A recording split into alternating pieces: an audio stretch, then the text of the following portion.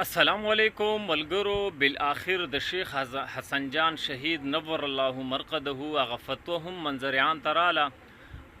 شیخ صاحب چې د پنځپیریانو په باره کې کومه فتوا ورکړې وه، د شیخ صاحب د پنځپیریانو په باره کې څه نظریه وه او کومه فتوا وه، راځئ تفصیل په دې ویډیو کې وګورئ.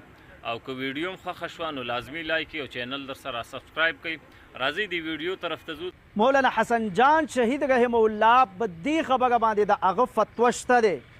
مولانا حسن جان شهید رحمه الله هم وایي چې پنځپیری مستقل امام نشي جوړولی، مونځ پسې نشي کولی، دغه شانته خپل بچی ولا سبق له نشي لیږلی، په بیان کې نشي کېناستلی.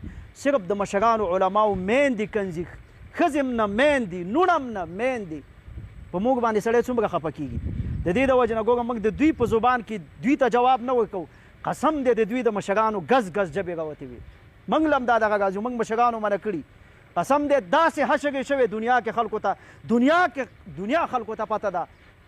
ما سره د دوی دغه علاقې د یو عالم دین بیان دی و چې څو کسه ګوا تېرې زی پې تېرومه چې څو ورځو پورې د دې سړي د قبر نه د سپي غپا راغله.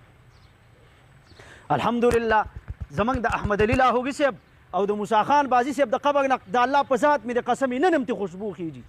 خو هر چاته الله نه محسوسه کوي، داسې خبیث ته نه محسوسوي چې کوم سړي د پیغمبر ذات موضوع بحث ګرځولی دی.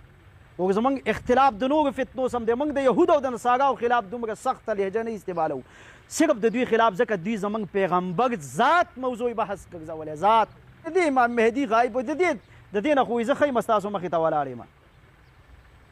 او بیا وایي دعوت تبلیغ والا او دیوبندین او بغیلین دا ټول په ټوله کافر دي، مشرک دي، د اسلام نه خارج دي. بیا وایي ابن کثیر نوم تاسو اورېدلی طلبه اکثر مړه وایي ابن کثیر څه شی دی؟ وایي دا خو ولد الزنا دی، حرامي دی، نعوذ بالله. دا د دوی په کتابونو کې قسم دی دوی خپله چهره قوم ته ښودلی نه شي. دا ځکه کنځلې کوي میدان ته نه راځي دلایلو په صورت کې. صرف کنځلې ګوره هغه سړی کوي چا سره چې دلیل چرته به تاریخ کې دا تاسو وینئ نه چې د کنځل کړي. د چا چې ذاتي ځمکه وي او بل کس پې دعوه وکړي، تاسو کتلی د ځمکې مالک څنګه خاموشه ناست دی، خاموشه ناست دی که نه؟ او د چا چې دا ځمکه نه وي عدالت ته هم دی منډه وایي، ملک له هم دی ځي، داسې ده که نه ده؟ پیسې هم دی چلوي، چغې هم دی وایي، کنځل هم دی کوي، یو پل پوټ او غوغایي وایي مړه که ټوله پاتې نه شي نیمه خو به وګټم که نه. نو دوی هم وایي که ټوله عقیده هم ونه چلېږي دا سادهګان او لیوني خو به دوکه کړو که نه. قسم دی ټول وزه لیوني دي.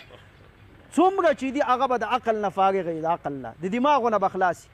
دې کې دا کوم کنځلې چې کوي بلال دا مخکې د پاکستان خلاف ډېر استعمال شوی. دا به د پاکستان پاک پوځ ونیو 9 کاله په سر ټکولی. نو داسې لیونی شي بیا په شیخ طیب لاس واړئ وایي دا زموږ بچی دی. نو ظالم ستا د عقیدې هغه کوم چې پکې منټلي نه و، لیوني نه و، ټیک و، هغوی دفاع ونه کړه، نو ته بیا به دې لیوني څه وایي.